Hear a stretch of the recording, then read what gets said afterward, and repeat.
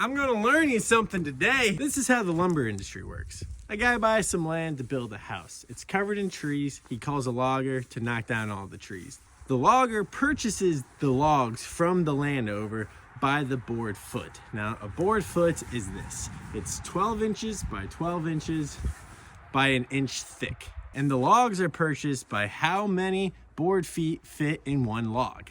And they tell that by a scale. So this is the International Log Scale. This tells you how many board feet are in each log. On the smaller end of the log, you measure with your scale. So this log is 10 feet long. So we look at the 10 and we go to where the log stops. So it's the second line. There's 80 board feet in this log. This means there are 80 of these squares inside of this log. So the price per board foot determines on the species of wood and the economy. It fluctuates per species just like everything else in our market does.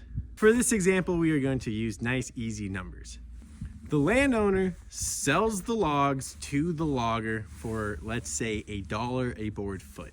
The loggers sell their logs that they bought for $1 a board foot to sawmills for $1.50 a board foot. A sawmill is a giant saw that is able to cut logs into dimensional lumber. Here's mine. Now the sawmill has purchased logs for $1.50 a board foot. They have costs like gas, saw blades, labor, things like that. So the cost goes up for the sawmill. Now the sawmill will have $1.80 invested into each board foot. Sawmills don't cut 12-inch squares and sell them like this. Now, how do you figure out how many of these squares can fit in, say, a 2x4? Well, that's easy. If you're doing a 2x4 by 8, you just multiply all those numbers. Divide that by 12. So 64 by 12 is 5.33. So in a 2x4 by 8, you have 5.3 of these squares inside. And now the sawmill will ship the wood out to a wholesaler, lumberyard, fence companies, things like that. And they sell their lumber at a profit per board foot, and then the lumberyard or whoever buys it will sell it to the consumer for another profit per board foot.